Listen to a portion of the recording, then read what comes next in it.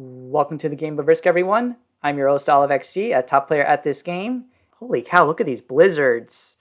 We are doing a game on the classic map, Fixed, with my Twitch followers.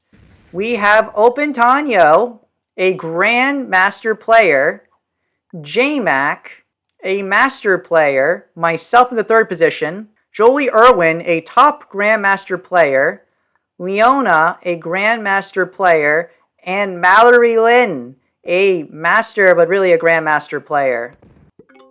We absolutely need an alliance with Mallory. So this is what I'm thinking about what to do. So Jolie Irwin.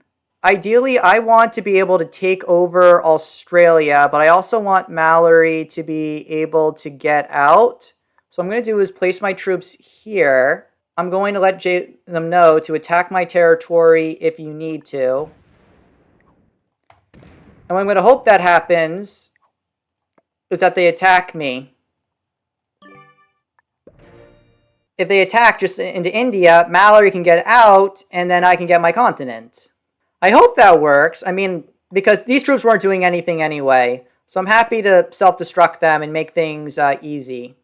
So I think they're trying to ask the white player to move their troops. Good. And now, because I moved my troops out of the way, Mallory can move in.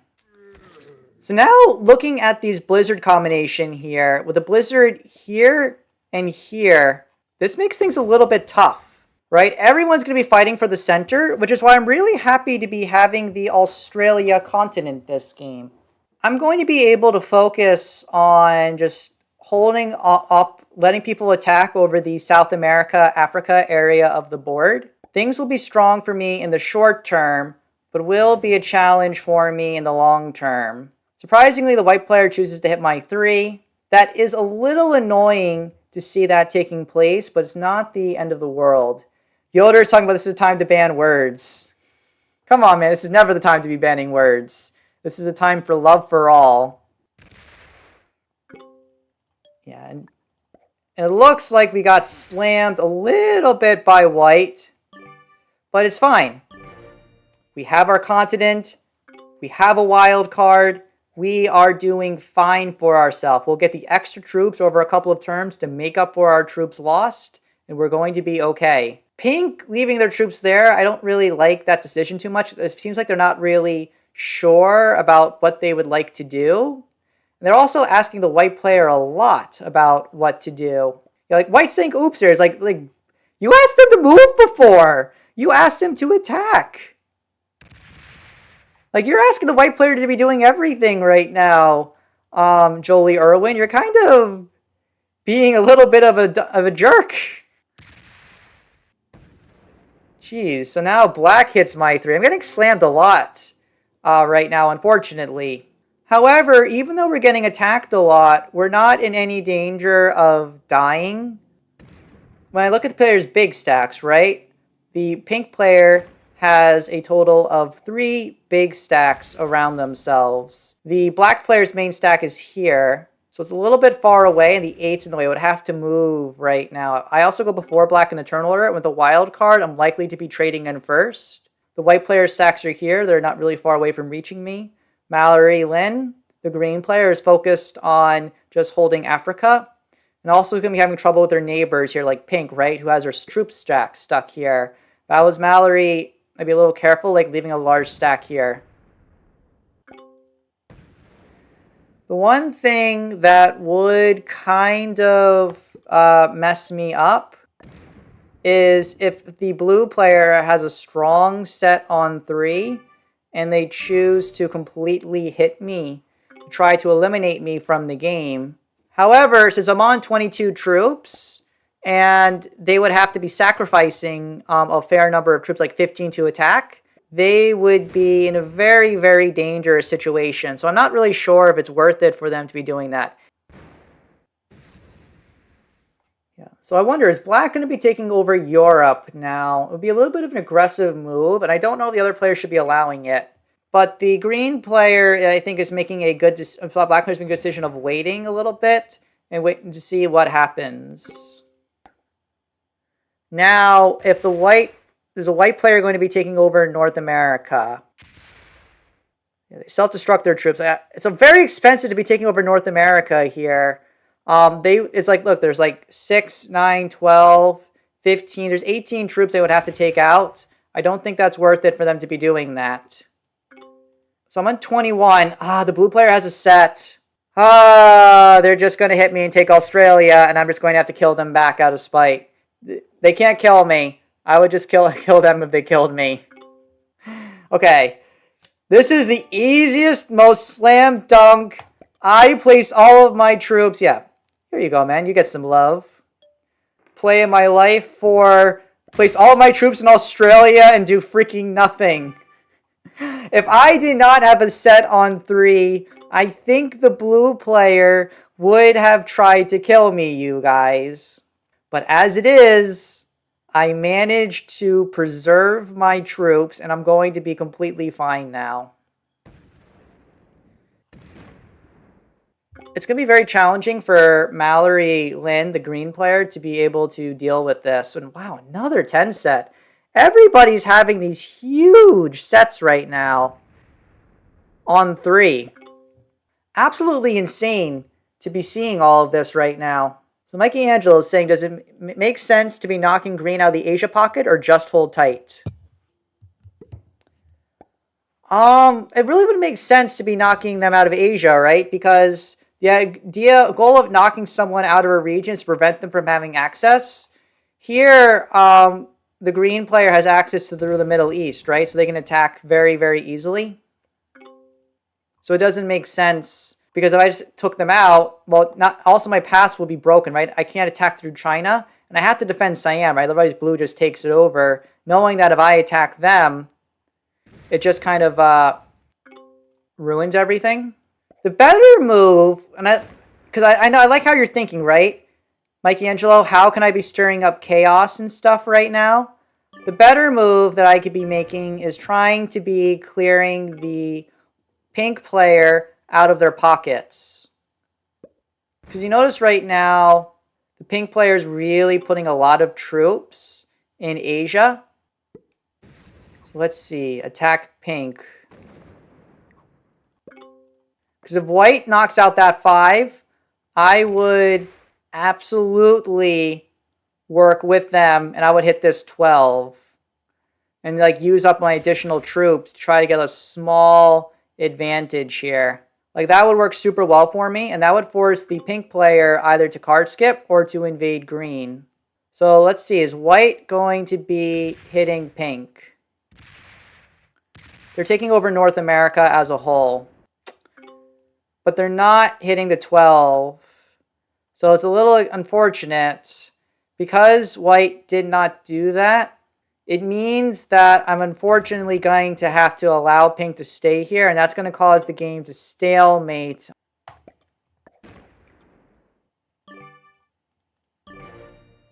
Now, do we have a set on 3 here? We actually do. This is very lucky for us. And look at that. Pink puts a huge stack in there in North America. Makes things just a little bit harder. And you can see right now they're completely safe. But they're barely defending their region at all. Like long term, like South America, holding all your troops in North Africa is such a good play. Like if I was black, I mean like black right now is a good position. But if Europe ever gets invaded, a really good alternative move would be just to clear pink out and just park your troops in North Africa and have the green player just retake over Europe. Because I think long-term, the South America-Africa play is a lot better than the pure Europe play, given the dangers and lack of mobility down here in the Middle East. I need to have a player get eliminated first, like blue. But once this happens, it's going to give me just like a little bit more flexibility. Maybe like start parking troops on the Middle East to maybe have the players create some tension. But as we start approaching the mid-game, as everyone stabilizes with their continents, we're in a position now where we're in a little bit of a weaker position, but not the worst position. The blue player is in the worst position this game because they're the no-continent player. Ideally, everyone should be now trying to gang up a little bit, and the strong players, such as black or white. Well, not now, because like white's a little bit weak. We should be trying to gang up to be taking out blue. The only thing, though, is I don't really want to participate with that as much. Oh my gosh, wild cards. This is so good. Because even with the set, right? I'm on the same number of troops as the pink player. I did get banged up a little bit in the beginning, which put me just a little bit behind. So sooner or later, we're going to see someone having to make an attack. I can't do it because I'm one of the weaker players.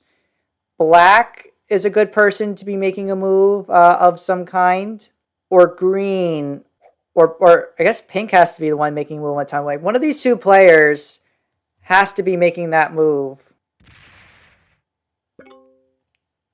All right, and interesting. Mallory, the green player, chose to leave all of their troops down on the Middle East. Now, would blue attack black here? Whoa! Blue just went into white to eliminate them because they're on 5 cards. Wow. Okay, I was not expecting that. Was that a good move? I think that actually is a pretty good move there. Because the blue player is going to trade in now. They're going to get 10 troops. So they're going to have a total of... So I guess now the question is, should I be eliminating blue from the game? You know what? The game's stabilizing. I'm going to die if I don't have North America. So...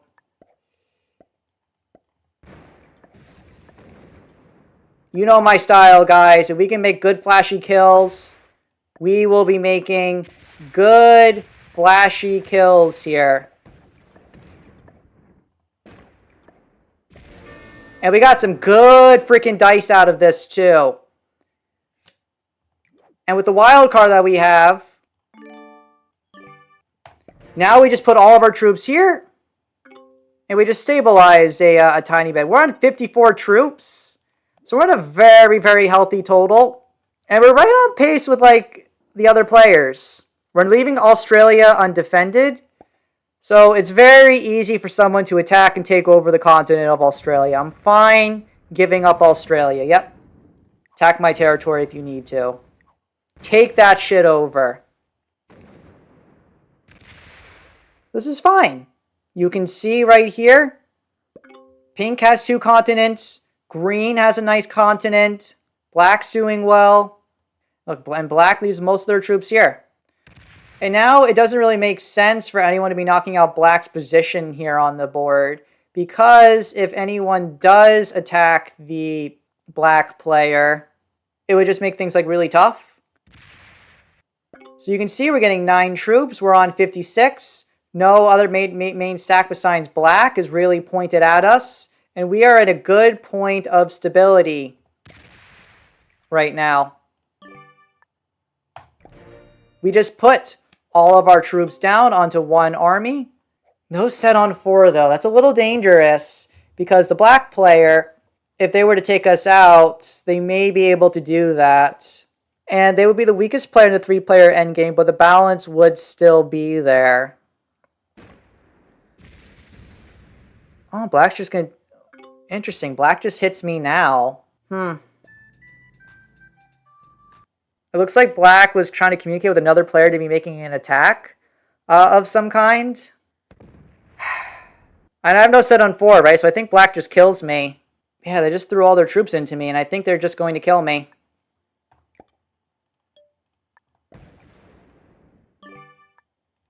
So yeah. The only thing I can do is make things very, very painful for them if they decide to do that. Like, if they're slamming my stack, I'm going to make it very, very hard for them to do this. So they can go ahead and kill me now if they want. Because I know they're going to be doing it. I'm keeping the stack as far away as possible. So I'm absolutely super fine invading black here. I knew that they were going to be doing this. But it's not going to be a 100% roll now. There's no point being good neighbor with someone if you know for sure that they're going to be killing you. So they're now doing an all-out play to be taking me out. This is going to be about an 80% roll. Instead, though, black feeds me to another player. But black doesn't get any of the benefit of my kill. So I think Mallory just kills me now and gets the 5 cards.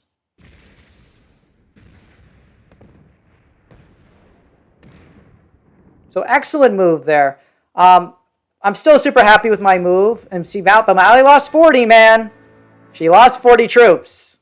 So we'll spectate the rest of this game. This has been a very nice high-level game here. So now the pink player has a little bit of a lead, but overall things are relatively balanced right now between all of the players. And it's going to depend on who wants to make the attack to eliminate everyone else. Like, honestly, once black started attacking me aggressively from before, I knew that black was going to go for me. When I had that no set on 4, my time was done.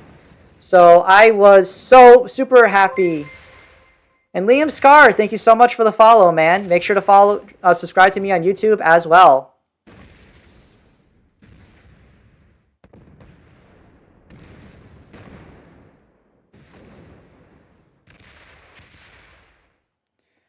And you can see here, black is getting weakened significantly. And whoa, they slammed the black player. Whoa, is pink just going for it? They do go for it. Oh, wow. And you can see right here, they get a set trade-in. They get a set trade-in. They can use that to take over the rest of the map. So Mallory needs to get some really good attacker's advantage. Like, she gets first strike. Also, she's going to be the one most likely getting a set first. So she gets a good roll here. I think she wins. That's +7. You see right here, she's +4. But now she needs to, she has to leave enough to attack. 9, 8, 6. She's not going to be able to invade Australia, I think. She needs to get perfect dice in order to invade. So I think she did a little bit too much taking South America. You need to prioritize breaking continents instead of taking them for yourself. That was also a mistake. She should not be attacking Japan. She needed to attack Mongolia first and leave Japan. She could have done a 5, 4, 3, 2, 1. So that's going to be giving the pink player just a little bit of extra troops, 7, to be able to break all of the green player's continents. The pink player really risked it going for the 3 roll, but it was successful. Now they need to take over the entire continent, and they are able to do that. So, but Mallory is still going to be getting 5 troops. She's also going to be the next one getting a set. So I think it was a little bit aggressive for pink to be making the attack. Because you can see, right, Mallory's now going to be getting the trade-in, and all she needs to do now is to just take over both continents, and she's going to have a huge territory lead as well. I think it was very stylish from the pink player to be making this move. I really love seeing it. I think giving someone the attacker's advantage in the late game is a little bit of an issue because of the dangers of giving someone that much power. Mallory failed the roll, but with the pink player only being on getting 3. They need to have a 10 set right now, and they need to be able to invade everything. If they fail to have a set, Mallory wins. They need the 10 set and nothing else. They do have the 10 set. Yeah, they need to put everything here. I think they have to try to invade all continents. I think they should be able to. No, they need to invade Australia. They can't be giving them the +2. It's a little... Okay, I guess 7's enough. But now you're not going to be able to take Australia fully for yourself unless you get a perfect dice like that. 23... 22, 21, good. Yeah, break, keep breaking. You can do 2 more. Okay, so Mallory's going to be getting 6. Now you have to move that 3. Okay, good. 5. Holy shit. Okay, I would have left my 3 in Indonesia. It's a small thing because you know when someone has to break you, want to leave your troops back as far as possible to give them the players a minimum chance of success. Mallory has to be doing a 6v3 here. No, this is a mistake. Is it a mistake, though? Because Mallory's trying to spread out, and by not attacking in a line, she's minimizing her number of troops she's able to take over, but she is leaving her troops in multiple areas of the board. She also is going to be getting the next card trade-in, so this is still a very, very close game. But the pink player is getting 8. They just have to be able to invade a 3 and a 2, and then invade a 1. That's going to be very likely to succeed unless one of those rolls is bad. Okay, 5v2, 3v1. Yes, and you can see right here the pink player gained 1 additional territory. I would have my 3 attack China here, or you can have it wait a little bit instead. No, 3v1, yes. Now do a 3v1 here. Perfect! Now Mallory's only getting 4. Damn, this is a good endgame. If Mallory's a set on 3, she can still come back and win. But she doesn't have the set. She's going to fall behind now. Because of her mistake of not doing the 6v3 and trying to break from before, you see how far behind she's getting right now. If I was green, I would just prioritize taking as much territory as possible. Place everything in Alaska and just start popping, taking over as much as Europe. But pink has the 10 set. Holy shit. This endgame is ridiculous. Can pink actually end this game right now? Yeah, place like 4 here. Place the rest on this too. Beautiful. Alright, so that works. Okay, that failed, but you're bound to have one of these risky rolls fail. If Mallory's only left 1 territory left on the board, she's going to have the advantage. Holy cow, though. Pink was able to get this. I think it was very slight mistakes by Mallory and from the pathing that she was doing before, as well as the pink player getting very lucky with the set on 3. Good game to the players. Absolutely wonderful.